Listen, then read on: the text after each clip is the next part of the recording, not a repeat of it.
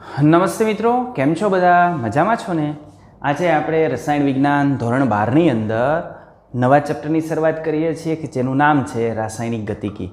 અને આ રાસાયણિક ગતિકીની અંદર આજે આપણે પ્રસ્તાવનાની વાત કરશું અને પ્રસ્તાવના પછી વેગને આધારે જે રાસાયણિક પ્રક્રિયાનું વર્ગીકરણ છે એ વર્ગીકરણની આપણે ચર્ચા કરશું. આ આપણા ચેપ્ટરનો પહેલો વિડીયો છે. ચલો તો આપણે રાસાયણિક ગતિકીની શુભ શરૂઆત કરીએ. તો આ જે રાસાયણિક ગતિકી છે એ રાસાયણિક ગતિકી આપણને રાસાયણિક પ્રક્રિયાઓ કેવી રીતે થાય છે તે સમજાવવામાં મદદ કરે છે. અને સાથે આપણે વાત કરીએ તો રસાયણ વિજ્ઞાન એનો જે સ્વભાવ છે એ સ્વભાવ પ્રમાણે ફેરફાર સાથે સંકળાયેલ છે. રસાયણ વિજ્ઞાન કેની હારે સંકળાયેલ છે? ફેરફાર હારે. કોઈ પણ એક પદાર્થ હતો એ પદાર્થનું એક પદાર્થમાંથી બીજા પદાર્થમાં રૂપાંતરણ થયું, યાની ફેરફાર થયું, તો એની સાથે રસાયણ વિજ્ઞાન સંકળાયેલ છે. પાણી હતું, પાણીનું વરાળમાં રૂપાંતરણ થયું, તો એક પ્રકારનો ફેરફાર થયો, તો એ ફેરફાર સાથે રસાયણ વિજ્ઞાન સંકળાયેલ છે. હાઇડ્રોજન ને ઓક્સિજન હતા પણ એમાંથી પાણી બન્યું, તો એક પ્રકારનો ફેરફાર થયો. આ ફેરફાર થયો તેની સાથે રસાયણ વિજ્ઞાન સંકળાયેલ છે. યાની આપણે કેવું હોય તો એવું કહી શકીએ કે સારી રીતે વ્યાખ્યાયિત ગુણધર્મોવાળા જે પદાર્થો છે એ પદાર્થોને રાસાયણિક પ્રક્રિયાઓ દ્વારા જુદા ગુણધર્મોવાળા બીજા પદાર્થમાં પરિવર્તિત કરવામાં આવે છે. દાખલા તરીકે હું સિમ્પલ પ્રક્રિયા લઈ લઉં, સાવ સિમ્પલમાં સિમ્પલ પ્રક્રિયા લઈ લઉં તો જુઓ ભાઈ,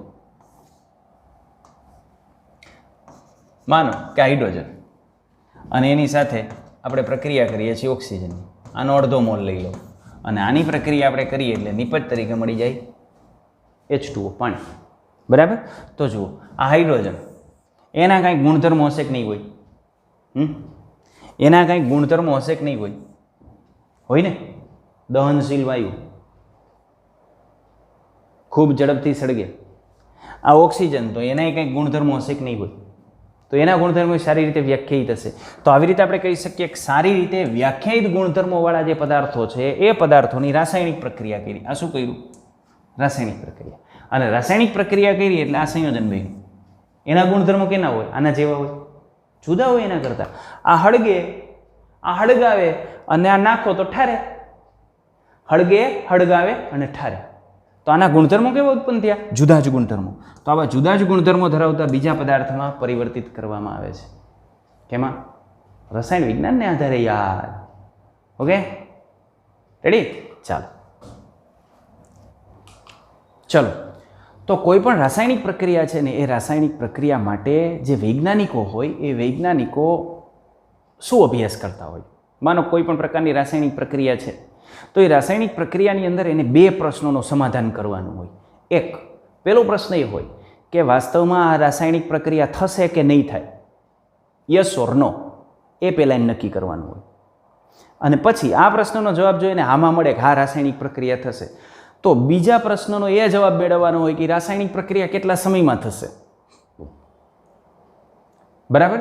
તો જે વૈજ્ઞાનિકો છે, રસાયણશાસ્ત્રીઓ છે, એને આ બે પ્રશ્નોના જવાબ જે છે એ મેળવવાના હોય. એમાં પહેલો પ્રશ્ન, રાસાયણિક પ્રક્રિયા થશે કે નહીં થાય, એનો જવાબ એને મળે ઉષ્માગતિશાસ્ત્રને આધારે. આ જે ઉષ્માગતિશાસ્ત્ર છે એને આધારે જે રાસાયણિક પ્રક્રિયા છે એ રાસાયણિક પ્રક્રિયાની મુક્ત ઉર્જામાં થતો ફેરફાર નક્કી કરવામાં આવે. માનો કે મુક્ત ઉર્જામાં થતો ફેરફાર જો એને ઋણ મળે ને, ΔG <0 મળે ને, તો એ પ્રક્રિયા આપમેળે થાય.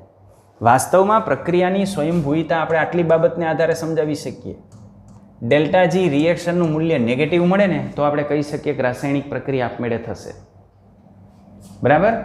અને જો રાસાયણિક પ્રક્રિયા માટે ΔS ટોટલ પોઝિટિવ મળે તો આપણે કહી શકીએ કે આ રાસાયણિક પ્રક્રિયા આપમેળે થશે. અને જો રાસાયણિક જે પ્રક્રિયા છે એ પ્રક્રિયાની અંદર માનો કે કોષ પોટેન્શિયલ સંકળાયેલો હોય તો ઈનું મૂલ્ય, ઈ સેલનું મૂલ્ય પોઝિટિવ હોય ને તો પણ આપણે કહી શકીએ કે રાસાયણિક પ્રક્રિયા આપમેળે થશે. બરાબર? અને સંતુલન અચળાંક K છે એની કિંમત >1 મળે, 1 કરતાં મોટી મળે, તો પણ આપણે કહી શકીએ કે રાસાયણિક પ્રક્રિયા આપમેળે થશે.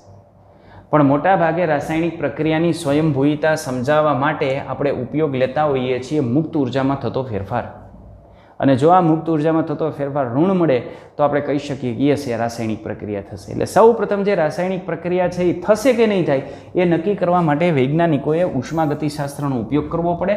અને આ ઉષ્માગતિશાસ્ત્રના ઉપયોગને આધારે એને એ માહિતી મળે કે આ રાસાયણિક પ્રક્રિયા થશે કે નહીં થાય, યાની એ રાસાયણિક પ્રક્રિયાનું પ્રાક કથન કરી શકે કે આ પ્રક્રિયાની શક્યતા છે કે નહીં. જો ડેલ્ટા જીનું મૂલ્ય ઋણ મળે તો શક્યતા છે, જો ડેલ્ટા જીનું મૂલ્ય ધન મળે તો માંડી વાળવાનું, ભાઈ આ પ્રક્રિયા નહીં થાય. અથવા તમે એને અસર કરતા પરિબળોમાં એવા ફેરફાર કરો કે જેથી આ ડેલ્ટા જીનું મૂલ્ય તમે ઋણ બનાવી શકો. જો ડેલ્ટા જીનું મૂલ્ય ઋણ બનાવી શકો તો વળી પાછી રાસાયણિક પ્રક્રિયા થાય. એટલે પહેલાં તો થાય કે નહીં થાય એ નક્કી કરવાનું. પછી માનો કે રાસાયણિક પ્રક્રિયા થઈ જાય, એને લીલી ઝંડી આપી દીધી કે યસ રાસાયણિક પ્રક્રિયા થશે. બીજો પ્રશ્ન આવે ને, બીજો પ્રશ્ન છે પ્રક્રિયા કેટલા અંશે આગળ વધશે. તો પ્રક્રિયા કેટલા અંશે આગળ વધશે એ નક્કી કરવું હોય તો એ નક્કી થાય સંતુલનને આધારે, રાસાયણિક સંતુલનને આધારે. અને આ રાસાયણિક સંતુલન કેટલા સમયમાં પ્રાપ્ત થશે તો એનો આધાર હોય પ્રક્રિયાની ઝડપ ઉપર. પછી આ સંતુલન કેટલા સમયમાં પ્રાપ્ત થશે તો એનો આધાર હોય પ્રક્રિયાની ઝડપ ઉપર. યાની પ્રક્રિયાની ઝડપ અથવા પ્રક્રિયામાં સંતુલન સ્થિતિ પ્રાપ્ત કરવા માટે કેટલો સમય લાગશે તો એ સમય આપણે નક્કી કરવો હોય ને તો એ સમય આપણે નક્કી કરી શકીએ રાસાયણિક ગતિકીની આધારે. યાની જો તમને કોઈ પણ જગ્યાએ એવું કારણ પૂછી નાખે કે ઔદ્યોગિક રીતે ઉષ્માગતિશાસ્ત્ર અને રાસાયણિક ગતિકી બંને એકબીજાના પૂરક છે, સમજાવો, તો તમારે આ વસ્તુ સમજાવવાની થાય. તો પહેલાં તમારે એ સમજાવવાનું કે આ ઉષ્માગતિશાસ્ત્રની અંદર આ રાસાયણિક ઔદ્યોગિક જે પ્રક્રિયા થતી હોય એમાં સૌપ્રથમ ઉષ્માગતિશાસ્ત્રથી એ નક્કી કરવામાં આવે પ્રક્રિયા છે કે નહીં, થશે કે નહીં થાય, એ નક્કી કરવામાં આવે. અને માનો કે ઓકે આપી દઈએ કે રાસાયણિક પ્રક્રિયા થશે તો કેટલા સમયમાં થશે, પ્રક્રિયાનો વેગ શું હશે, પ્રક્રિયાના વેગને અસર કરતા પરિબળો કયા ફેક્ટરમાં આપણે કેવો ફેરફાર કરીએ તો એ વેગમાં આપણે વધારો કરી શકીએ, એ બધાનો અભ્યાસ રાસાયણિક ગતિકીની અંદર કરવામાં આવે છે. એટલે ઉદ્યોગની અંદર આપણે આ બંને વસ્તુની જરૂર પડતી હોય માટે ઔદ્યોગિક રીતે આપણે વિચારીએ તો ઉષ્માગતિશાસ્ત્ર અને રાસાયણિક ગતિકી એકબીજાના પૂરક છે. તો આમ રાસાયણિક પ્રક્રિયા છે એને સંપૂર્ણ આપણે સમજવી હોય તો સંપૂર્ણ સમજવા માટે ઉષ્માગતિશાસ્ત્ર તેની શક્યતા યાની થશે કે નહીં થાય એની શક્યતા કેને આધારે ખબર પડે, ઉષ્માગતિશાસ્ત્રને આધારે. અને થશે તો કેટલા અંશે થશે એની ખબર કેને આધારે પડે, રાસાયણિક ગતિકી. આ બંને જરૂરી બને છે. એટલે કે ઉદ્યોગની અંદર બંનેનો સમન્વય ખૂબ આવશ્યક છે. ઉપરાંત પ્રક્રિયાનો વેગ અને આ જે પ્રક્રિયાના વેગને અસર કરતા જે પરિબળો છે એ પરિબળો જાણવા તેટલું જ જરૂરી બને છે. ઉદાહરણ તરીકે આપણે લઈએ તો આ ઉદાહરણ તરીકે કયા પ્રકારના પરિબળો કેટલી ઝડપથી ખોરાકને બગાડી નાખશે તે નક્કી કરવું. માનો કોઈ પણ ખાદ્ય પદાર્થ છે તો ખાદ્ય પદાર્થનો આપણે સ્ટોર કરવો હોય તો કઈ પરિસ્થિતિએ સ્ટોર કરવામાં આવે. દૂધનું આપણે જે છે એ માનો કે લાંબા સમય સુધી દૂધને બગડતું અટકાવવું હોય તો એને ફ્રીજમાં રાખવું પડે, બરાબર, રેડી. પણ કેટલાક ફ્રોઝન ફૂડ હોય કે જેને આપણે બગડતા અટકાવવા હોય તો એને ફ્રીઝરની અંદર રાખવું પડે. દૂધને આપણે ફ્રીઝરમાં નથી રાખતા, એને ફ્રીજમાં રાખીએ છીએ. પણ કેટલાક એવા પદાર્થ હોય કે જેને આપણે જે છે ફ્રોઝન ફૂડ જેને કહીએ છીએ એ બધા ફ્રોઝન ફૂડને ફ્રીઝરની અંદર રાખવા પડે. તો કયા પરિબળો કેટલા ઝડપથી ખોરાકને બગાડી નાખશે તે નક્કી કરવું, એના માટે રાસાયણિક ગતિકીનો ઉપયોગ થાય. દાંતના પુરાણની અંદર યાની દાંતની અંદર વચ્ચે જે જગ્યા હોય કેવિટી, બરાબર, તો એની અંદર જે પોલાણ છે એ પોલાણ આપણે પૂરવું હોય તો પોલાણ પૂરવા માટે કેવો પદાર્થ બનાવવો જોઈએ. તમને ખબર છે ને, ચાંદી, દાંતની અંદર ચાંદી ભરે છે તો એ પ્યોર ચાંદી ન હોય, એ મિશ્ર ધાતુ હોય, ચાંદીનું એમાલ્ગમ હોય. મુખ્યત્વે એમાં ચાંદી અને પારો આ બે વસ્તુ એની અંદર સંકર થયેલી હોય, જેનો આપણે અભ્યાસ જે છે એ આગળ ડી વિભાગના તત્વોની અંદર કરશું, બરાબર. તો આ જે ચાંદી આપણે પુરાણ દાંતની અંદર જે પોલાણ છે એ પોલાણ ભરવા માટે આપણે માનો કે ચાંદી ભરીએ છીએ તો કેવા પ્રકારનો પદાર્થ એની અંદર બનાવવો જોઈએ. એની અંદર ભરો એટલે યોગ્ય જગ્યાએ ગોઠવાઈ જાય એટલે લિક્વિડ ફોર્મની અંદર હોવો જોઈએ. અને પછી થોડા સમયની અંદર એ લિક્વિડમાંથી સોલિડ ફોર્મની અંદર રૂપાંતરિત થઈ જવો જોઈએ. તો એનો સેટિંગ કરવા માટેનો જે સમય છે એ સમય કેટલો રાખવો, તો આવી બધી બાબત આપણને આના ઉપરથી ખ્યાલ આવે. અને માનો કે જુદા જુદા જે ઓટો એન્જિન છે તો ઓટો એન્જિનમાં ઈંધણ કેટલી ઝડપથી આપણે જે છે એ બાળવું, બરાબર. બસમાં અને મોટા મોટા ટ્રકની અંદર ડીઝલનો ઉપયોગ કરવામાં આવે છે, જ્યારે મોટરસાઇકલની અંદર આપણે પેટ્રોલનો ઉપયોગ કરીએ છીએ. શા માટે? આ ઈંધણ કેટલી ઝડપથી અને કેટલા વેગથી બળશે, તેનું નિયંત્રણ કેવી રીતે કરવું. તો આ બધા જે પ્રશ્નો છે એ પ્રશ્નો રસાયણ વિજ્ઞાનની જે શાખાઓ દ્વારા આપી શકાય એનું નામ છે રાસાયણિક ગતિકી. યાની રાસાયણિક ગતિકી વિશે આપણે વાત કરવી હોય તો આપણે કહી શકીએ કે જે પ્રક્રિયાના વેગનો અભ્યાસ અને તેની જે ક્રિયાવિધિ છે એની સાથે સંકળાયેલા છે એવા વિજ્ઞાનને આપણે રાસાયણિક ગતિકી કહીએ છીએ. એટલે આ રાસાયણિક ગતિકીની અંદર પ્રક્રિયાના વેગનો અભ્યાસ કરવામાં આવે અને પ્રક્રિયાના વેગને અસર કરતા જે પરિબળો છે એનો આપણે અભ્યાસ કરીએ છીએ.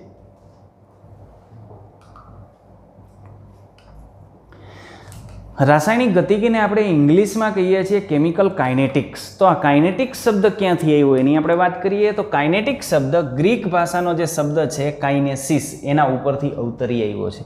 આ કાઇનેસિસનો અર્થ શું થાય તો આ કાઇનેસિસનો અર્થ થાય મૂવમેન્ટ, હલનચલન, એવો આનો અર્થ થાય. તેના પરથી આ શબ્દ જે છે એ ઉતરી આવ્યો છે. ઉષ્માગતિશાસ્ત્ર રાસાયણિક પ્રક્રિયાની શક્યતા વિશે કહે છે. ઉષ્માગતિશાસ્ત્ર, થર્મોડાયનેમિક્સ, પ્રક્રિયા થશે કે નહીં થાય ડેલ્ટા જીના મૂલ્ય ઉપરથી, એટલે પ્રક્રિયાની જે શક્યતા છે એ શક્યતા ઉપર કહે છે. જ્યારે રાસાયણિક ગતિકી છે એ પ્રક્રિયાના વેગ વિશે આપણને માહિતી આપે છે. ચલો ઉદાહરણ તરીકે આપણે લઈએ તો ઉષ્માગતિકીય જે માહિતી છે માહિતી એવું સૂચવે છે કે હીરો છે ને, હીરો એ ગ્રેફાઇટમાં પરિવર્તિત થશે. હીરાને આપણે ગ્રેફાઇટમાં પરિવર્તિત કરી શકીએ. આ કેવી રીતે ખબર પડે ખબર છે? ઉષ્માગતિકીને આધારે આ જે હીરો યાની કાર્બન જે ડાયમંડ સ્વરૂપે છે એ અને કાર્બન જે ગ્રેફાઇટ સ્વરૂપે છે એની દહન એન્થાલ્પીનું મૂલ્ય નક્કી કરવામાં આવે. આને સળગાવવાનો, બંનેને સળગાવો એટલે ફાઇનલ પ્રોડક્ટ તો શું મળે? કાર્બન ડાયોક્સાઇડ મળે. તો આ બંનેની દહન એન્થાલ્પી મેળવવામાં આવે અને એ દહન એન્થાલ્પીના ફેરફારને આધારે એક જે અપર રૂપ છે એનું બીજા અપર રૂપમાં રૂપાંતરણ થશે કે નહીં થાય એ આપણે નક્કી કરી શકીએ. તો આ બંનેની જે દહન એન્થાલ્પી છે એને આધારે ઉષ્માગતિશાસ્ત્રને આધારે આપણે કહી શકીએ કે આ હીરો છે ને એનું ગ્રેફાઇટમાં આપમેળે રૂપાંતરણ થશે, ઓટોમેટિક. એ ગ્રેફાઇટ છે, હીરો છે, એ ગ્રેફાઇટમાં ઓટોમેટિક રૂપાંતરિત થાય. તો આ હીરાનું ગ્રેફાઇટમાં રૂપાંતરિત શક્ય છે, પરંતુ વાસ્તવમાં આ જે પરિવર્તન છે એ એટલા ધીમા વેગથી થાય છે, એટલા ધીમા વેગથી થતું હોય કે ફેરફાર આપણે કલ્પી શકતા નથી. કારણ કે આપણું આયુષ્ય તો ટૂંકું છે, બરાબર. અત્યારે 70 કે 100 વર્ષનું આયુષ્ય, એમાંય કોરોના, નક્કી નહીં કોણ ક્યારે વયું જાય, બરાબર. પણ આ ફેરફાર થાય છે, પણ આ ફેરફાર કેવો હોય? ખૂબ ધીમો છે, બરાબર. એટલે આપણે તો એવું જ માનીએ છીએ કે હીરો કાયમી છે, બરાબર. હીરો તો હીરો જ છે. ઓકે. આ રાસાયણિક ગતિકીનો અભ્યાસ પ્રક્રિયાની ઝડપ અથવા વેગ સમજવા માટે આપણને મદદ કરે છે અને ઉપરાંત એવા પરિબળોનું વર્ણન કરે છે કે જે પરિબળોમાં આપણે ફેરફાર કરીએ, એમાં બદલાવીએ તો એને લઈને પ્રક્રિયાનો વેગ બદલી શકાય. આ પરિબળોની આપણે વાત કરીએ તો દાખલા તરીકે સાંદ્રતામાં ફેરફાર કરો તો પ્રક્રિયાનો વેગ બદલાય, તાપમાનમાં ફેરફાર કરો તો પણ વેગ બદલાય, જો એના દબાણમાં ફેરફાર કરીએ તો પણ વેગ બદલાય. પણ દબાણ કેવી પ્રક્રિયા ઉપર અસર કરતો હોય? ઓછામાં ઓછો એક ઘટક વાયુ અવસ્થામાં હોવો જોઈએ, પછી એ પ્રક્રિયક અથવા નિપજ કોઈ પણ હોય, પણ ઓછામાં ઓછો એક ઘટક જો વાયુ અવસ્થામાં હોય તો એના ઉપર દબાણની અસર પણ થાય. અને યોગ્ય ઉદ્દીપક આપણે વાપરીએ તો પણ પ્રક્રિયાના વેગમાં આપણે અસર લાવી શકીએ, પ્રક્રિયાનો વેગ બદલાવી શકીએ. યાની જો રાસાયણિક પ્રક્રિયાની અંદર યોગ્ય ઉદ્દીપક આપણે વાપરીએ તો પણ પ્રક્રિયાનો વેગ શું થશે? બદલાશે, બરાબર. આગળ આ બધા ટોપિક ઉપર આપણે સવિસ્તાર ચર્ચા કરવાની છે. અત્યારે આપણે જે છે એ આગળ જઈએ. સ્થૂળ સ્વરૂપે યાની જે મોટા સ્કેલ ઉપર, મેક્રો સ્કેલ ઉપર આપણે વાત કરીએ, મેક્રોસ્કોપિક લેવલ ઉપર, તો આપણને રસ શેમાં હોય? તો આપણને રસ એમાં હોય કે કેટલો જથ્થો પ્રક્રિયા કરશે અથવા કેટલી નિપજ બનશે. આપણને આમાં રસ હોય મોટા લેવલ ઉપર, કે પ્રક્રિયાનો કેટલો જથ્થો જે છે એને પ્રક્રિયા કરી અથવા નિપજ તો કેટલી બની, એ લેવલમાં આપણને જે છે એ રસ હોય. પણ જ્યારે તમે માઇક્રો લેવલ ઉપર જુઓ, યાની અણુના સ્તરે જુઓ, આણ્વીય સ્તરે જુઓ, તો આણ્વીય સ્તરે આ પ્રક્રિયાની ક્રિયાવિધિ કે જેની અંદર એના ઓરિએન્ટેશન, દિક વિન્યાસ, ચોક્કસ દિશામાંથી અથડામણ થાય ને તો જ રાસાયણિક પ્રક્રિયા થાય. બધી રાસાયણિક પ્રક્રિયામાં આપણને નિપજ ન મળે. યાની આણ્વીય સ્તરે આપણે આ પ્રક્રિયાની જે ક્રિયાવિધિ છે કે જેમાં દિક વિન્યાસ અને સંઘાતમાં ભાગ લેતા અણુઓની ઉર્જા કે જેને આપણે સક્રિયકરણ ઉર્જા આપણે કહીએ છીએ વગેરેનો સમાવેશ કરવામાં આવે છે. અને આ બધું રાસાયણિક પ્રક્રિયાની જે ક્રિયાવિધિ છે એ ક્રિયાવિધિ રાસાયણિક ગતિકીને આધારે કેવી રીતે નક્કી કરી શકાય? રાસાયણિક પ્રક્રિયા સાથે સંકળાયેલી જુદી જુદી જે સંઘાત ઉર્જા છે એ સંઘાત ઉર્જા, સંઘાત આવૃત્તિ કે જેને આપણે ફ્રીક્વન્સી ફેક્ટર કહીએ છીએ, બરાબર. આ બધી જ ચર્ચા આપણે આ ટોપિકની અંદર કરવાની છે. આ પાઠની અંદર આ બધી જ બાબતની ચર્ચા આપણે કરવાની છે. ઓકે. સૌ પ્રથમ આપણે આ રાસાયણિક ગતિકી શું છે એની આપણે ચર્ચા કરી લઈએ. તો આ રાસાયણિક ગતિકી એ જે ભૌતિક રસાયણ વિજ્ઞાન છે, ફિઝિકલ કેમેસ્ટ્રી છે, એ ફિઝિકલ કેમેસ્ટ્રીની એક શાખા છે. કે જેની અંદર પ્રક્રિયાના વેગનો અભ્યાસ કરવામાં આવે છે, સાથે સાથે પ્રક્રિયાની જે કાર્યપ્રણાલી યાની એની જે ક્રિયાવિધિ છે એ પ્રક્રિયાની ક્રિયાવિધિને અસર કરતા જે પરિબળો છે એનો અભ્યાસ પણ આપણે આની અંદર કરીએ છીએ.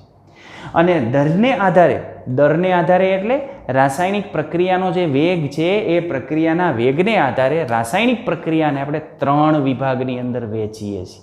એમાંનો એક ખૂબ ઝડપી અથવા ક્ષણિક પ્રક્રિયા, બીજું ખૂબ ધીમી પ્રક્રિયા વેરી સ્લો રિએક્શન, અને ત્રીજું સાધારણ અથવા તો ધીમી પ્રક્રિયા. એટલે રાસાયણિક પ્રક્રિયાનો જે વેગ છે, દર છે, એને આધારે આપણે આ રાસાયણિક પ્રક્રિયાને 3 વિભાગની અંદર વર્ગીકૃત કરી શકીએ. એમાંનો પહેલો વિભાગ ખૂબ જ ઝડપી અથવા ક્ષણિક પ્રક્રિયાની આપણે વાત કરીએ તો આ જે પ્રક્રિયાઓ છે એ ખૂબ જ ઝડપી દરે થતી હોય, આ પ્રક્રિયાનો વેગ ખૂબ વધારે હોય. સામાન્ય રીતે આ જે પ્રક્રિયા છે ને એ આયોનિક સંયોજનની અંદર આપણને જોવા મળતી હોય, અને આ પ્રક્રિયા ખૂબ ઝડપી છે, અને ખૂબ ઝડપી હોવાથી એ પૂર્ણ થવા માટેનો સમય ખૂબ ઓછો હોય. 10⁻⁻14 to 10⁻⁻16 સેકન્ડની અંદર આ પ્રક્રિયા પૂર્ણ થઈ જતી હોય. વિચારો, પ્રક્રિયા પૂરી થવા માટેનો જે સમય છે એ 10⁻14 થી 10⁻16ની અંદર હોય. બરાબર? તો આપણે આનું અવલોકન કેમ કરવું? પ્રક્રિયા કેટલી આગળ વધી? કારણ કે પ્રક્રિયાનો વેગ નક્કી કરવા માટે આપણે જુદા જુદા સમયે પ્રક્રિયકોની સાંદ્રતામાં થતો ફેરફાર નક્કી કરવો પડે. હવે આપણે મટકું મારીએ ત્યાં તો પ્રક્રિયા પૂર્ણ થઈ ગઈ હોય. બરાબર? તો અવલોકન ક્યારે લેવું? એટલે આવી જે પ્રક્રિયા છે એ પ્રક્રિયાનો દર યાની પ્રક્રિયાનો વેગ નક્કી કરવો ખૂબ મુશ્કેલ હોય છે. રેડી? ઉદાહરણ તરીકે આપણે જોઈએ તો જો સિલ્વર નાઇટ્રેટ કે જેને આપણે AgNO3 કહીએ છીએ, એ AgNO3ની અંદર સોડિયમ ક્લોરાઇડનું જલીય દ્રાવણ આપણે ઉમેરીએ, તે બંને ભેગા થઈ અને સિલ્વર ક્લોરાઇડના સફેદ અવક્ષેપ આપે. પણ ત્વરિત તમે ભેગા કરો ને તરત અવક્ષેપ આવી જાય. શ્લોક ન બોલવા પડે, બે ભેગા કરો તરત અવક્ષેપ, ઇન્સ્ટન્ટ.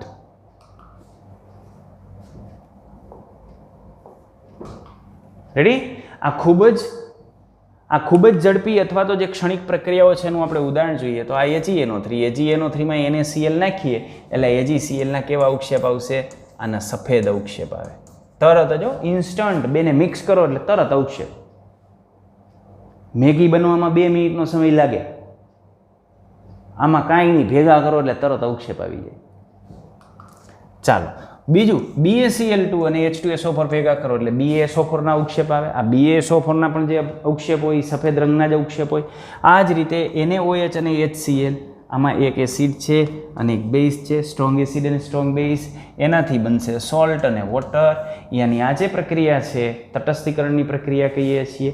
તો આ બધી જ પ્રક્રિયા તમે જુઓ ને તો આયનો સાથે સંકળાયેલી હોય. બધી જ પ્રક્રિયા આયનીય પ્રક્રિયા છે, અને આવી આયનો સાથે સંકળાયેલી પ્રક્રિયા ખૂબ ઝડપી પ્રક્રિયા હોય, ઇન્સ્ટન્ટ રિએક્શન હોય.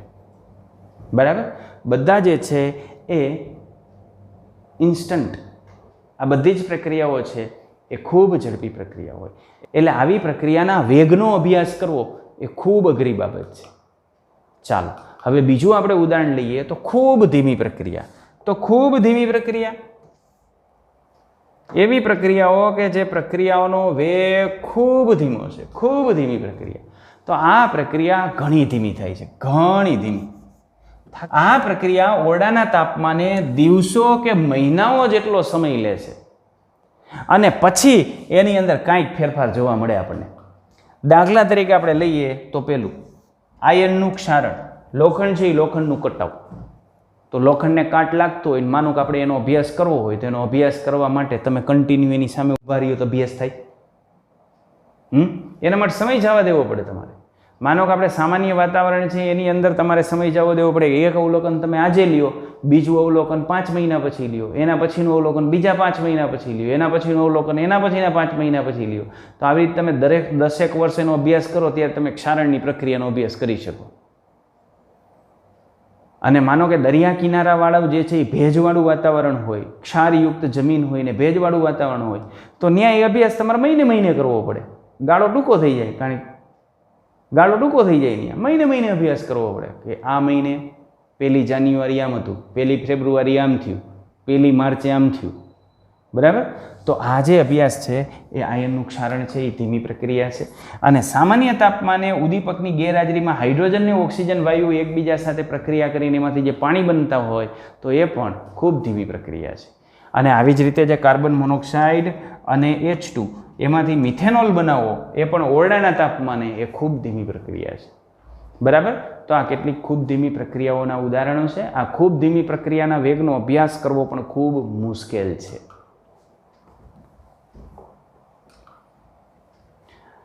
હવે આપણે આવીએ સાધારણ અથવા ધીમી પ્રક્રિયાઓ. તો સાધારણ અથવા ધીમી પ્રક્રિયાઓ છે આ આપણા માટે અગત્યની છે, કારણ કે આનો અભ્યાસ આપણે ખૂબ સારી રીતે કરી શકીએ. તો આ પ્રકારની પ્રક્રિયાનો જે દર છે એ દરનું માપન સામાન્ય તાપમાને શક્ય છે. તો આપણે જે રાસાયણિક પ્રક્રિયાના વેગને અસર કરતા પરિબળો, રાસાયણિક પ્રક્રિયાનું જે માપન કરતા હોય, વેગનું માપન કરતા હોય, એના માટે જનરલી આવી પ્રક્રિયા પસંદ કરવામાં આવે છે. અને મોટાભાગની જે આણ્વીય પ્રક્રિયાઓ કે જે અણુ સાથે સંકળાયેલી હોય, તો આણ્વીય પ્રક્રિયાઓ છે એ સ્વભાવે આ પ્રકારની પ્રક્રિયા હોય કે જેનો વેગ ધીમો હોય. આ પ્રક્રિયા મધ્યમ ગતિએ આગળ વધતી હોય. જેમ કે ખાંડનું વ્યુત્ક્રમણ, યાની જે ખાંડ છે એ ખાંડને આપણે પાણીમાં ઓગાળીએ તો એ ખાંડનું વ્યુત્ક્રમણ થાય. એ ખાંડમાંથી ગ્લુકોઝ અને ફ્રુક્ટોઝ છૂટા પડે. તો એ ગ્લુકોઝ અને ફ્રુક્ટોઝ ઉત્પન્ન થવાની જે ક્રિયા છે એ ક્રિયા કેવી છે? ધીમી ક્રિયા છે. તમે 3-4 કલાકની અંદર એ પ્રક્રિયાનો અભ્યાસ કરી શકો. બરાબર. સ્ટાર્ચનું જલ વિભાજન, આપણે સ્ટાર્ચ લઈએ તો એનું જલ વિભાજન થાય. જલ વિભાજનથી ડાયસેકેરાઇડ બને અને છેવટે મોનોસેકેરાઇડ ગ્લુકોઝ બને. બરાબર. તો એમાંથી માલ્ટોઝ બને છે અને જે ગ્લુકોઝ બને છે એના જલ વિભાજનની પ્રક્રિયાનો અભ્યાસ કરવો હોય તો એ પણ કેવી પ્રક્રિયા છે? ધીમી પ્રક્રિયા છે. ચાલો, H2O2નું વિઘટન. તો આ હાઇડ્રોજન પેરોક્સાઇડનું જે વિઘટન છે એ વિઘટન પણ ધીમી પ્રક્રિયા છે. હાઇડ્રોજન પેરોક્સાઇડનું વિઘટન આ રીતે થાય. હાઇડ્રોજન પેરોક્સાઇડ એમાંથી H2O બનશે અને ઓક્સિજન છૂટો પડશે. N2O5નું વિઘટન, નાઇટ્રોજન પેન્ટોક્સાઇડનું વિઘટન. તો નાઇટ્રોજન પેન્ટોક્સાઇડનું વિઘટન નાઇટ્રોજન ડાયોક્સાઇડ અને ઓક્સિજનમાં થાય છે. આ પ્રક્રિયા પણ ધીમી પ્રક્રિયા છે. એસ્ટરનું જલ વિભાજન, એસ્ટરનું જલ વિભાજન આપણે લઈએ તો આ એસ્ટર છે, આને ઇથાઇલ એસિટેટ કહેવાય. આ ઇથાઇલ એસિટેટનું NaOH સાથે બેઝિક માધ્યમમાં આપણે પ્રક્રિયા કરીએ એટલે નિપજ તરીકે સોડિયમ એસિટેટ મળે અને સામે ઇથેનોલ છૂટો પડે. અને આપણે એસ્ટરનું જલ વિભાજન કહીએ છીએ. આ પણ ધીમી પ્રક્રિયા છે. એનોની યાની નાઇટ્રિક ઓક્સાઇડ છે એની ક્લોરિન સાથે આપણે પ્રક્રિયા કરીએ અને નિપજ તરીકે આપણને NaCl2 મળે. એ પણ ધીમી પ્રક્રિયા છે. તો અહીં આપણે રાસાયણિક પ્રક્રિયાના વેગને આધારે પ્રક્રિયાનું કેટલા પ્રકારમાં વર્ગીકરણ કરી શકીએ, રાસાયણિક પ્રક્રિયાના વેગના અભ્યાસ માટે આ 3માંથી કઈ પ્રક્રિયા આપણા માટે બેસ્ટ છે એની આપણે ચર્ચા કરી. તો આજના વિડીયોમાં આપણે માત્ર ને માત્ર પ્રસ્તાવના અને રાસાયણિક પ્રક્રિયાના વેગને આધારે પ્રક્રિયાનું જે 3 પ્રકારમાં વર્ગીકરણ કરી શકાય એ આપણે લીધું છે. તમે અહીં જોઈ શકો છો કે ટેક્સ્ટબુકની અંદર આપણને જે રાસાયણિક પ્રક્રિયાના વેગને આધારે પ્રક્રિયાનું જે વર્ગીકરણ છે એ ખૂબ ટૂંકું આપેલું છે, પણ મેં આની અંદર ઘણી બધી વધારાની બહારની રાસાયણિક પ્રક્રિયાઓ એડ કરી છે અને સરળ ભાષાની અંદર આપણે એની રજૂઆત કરી છે. તો વિડીયો લાઈક કરવાનું અને શેર કરવાનું ન ભૂલતા. બધાનો ખૂબ ખૂબ આભાર.